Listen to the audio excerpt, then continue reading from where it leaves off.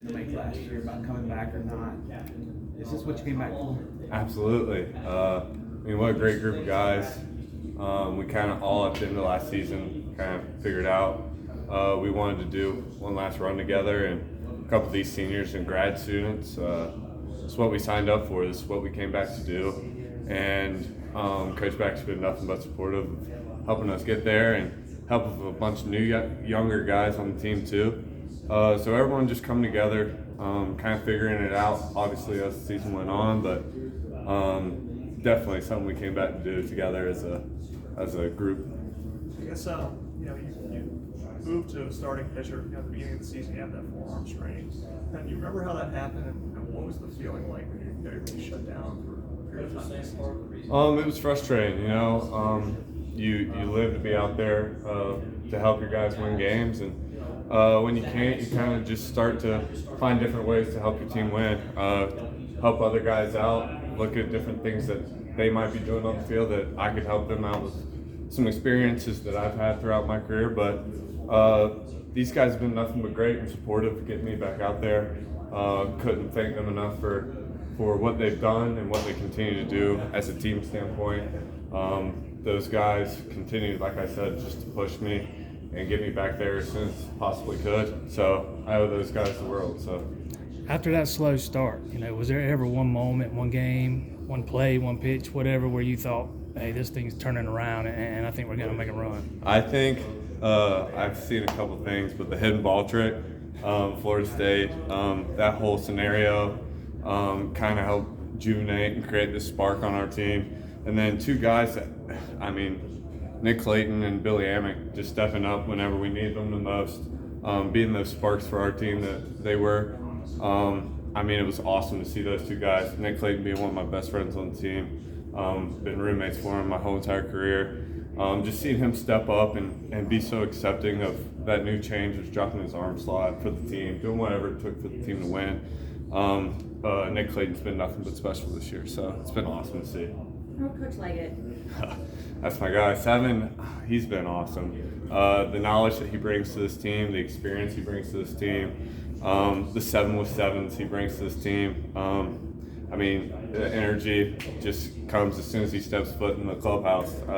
It's been awesome to have around. What's 7 with 7s? So 7 with 7s is basically he's got 7 minutes right before the game. Sometimes it gets a little long, but he just basically giving us a bunch of acronyms or different words of encouragement, or just keeping us locked in on a plan that we're trying to take care of. And he's been awesome. He just brings it every single day. Always has the right things to say before a game. Kind of has a really good feel. So I guess when you've been doing it for a while, you got some pretty good feel. Those relationships, that's what this is all about. And I can only imagine to have come back and been able to foster some of those.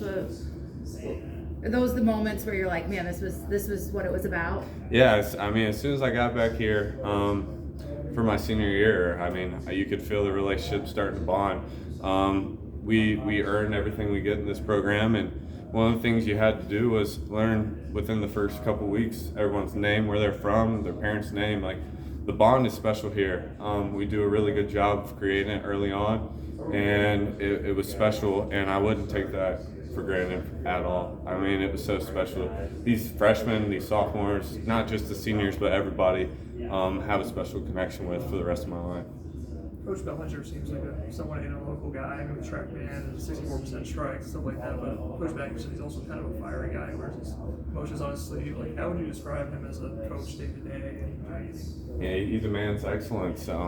He knows what this staff's capable of. He's seen it. He saw it all fall. Saw a glimpse of it early in the spring, but this is the staff that we knew we could be, and we're continuing to get better every time we go out there for training or a game. And he just demands that from us, and there's no other way we would want it.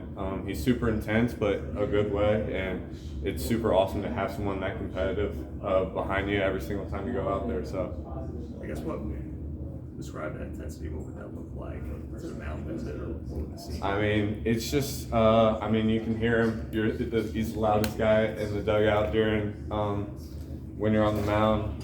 Sometimes he gets a little fired up, but he's just nothing but oozes confidence into us guys, and continues to just motivate us to go out there. And he might get a little loud, and it's just the way he is, but we love having Belly.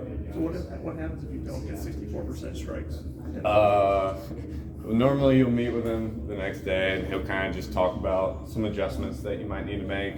He'll go back and watch the videos and kind of just talk about what I felt or what we felt and just kind of ways that we could get better for the next outing. So. I guess with talk about Nick Clayton dropping that arm slot, and obviously you went from starter then back to closer. When you're working with Coach Belcher, why is he the guy you trust? Like in terms of Nick changing that arm slot or doing those types of things when he wants to. I think you just look at a guy like that's track record and just the way he would never do anything to hurt us. He's only been here to motivate us and make us better players.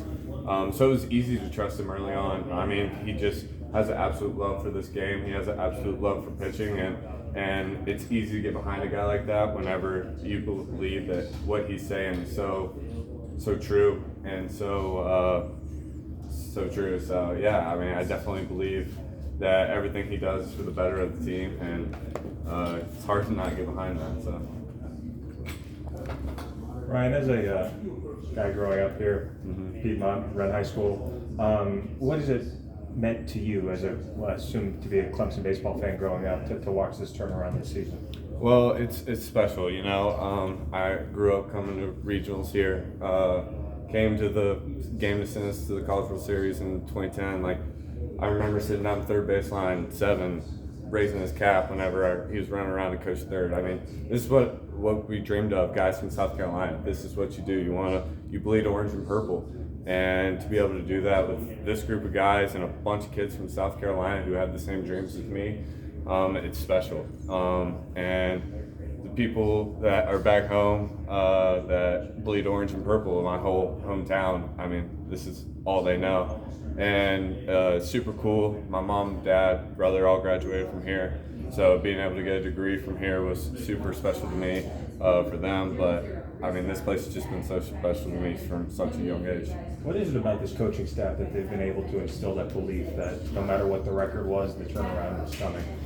I think not panicking. I mean, we set a bunch of goals out early on in the year, and when we hit the struggle a little bit, we stayed together. We continued to stay to whatever we were true to, the standards that we have in this program. We stayed true to those, and we knew that eventually, if we continued to do what we were doing, that it would eventually pan out for us. And we just continued to stay what we were doing. We stayed in our routine, and good things started to happen, and we ran with it. So it was pretty awesome to see. Was there any win during the win streak you guys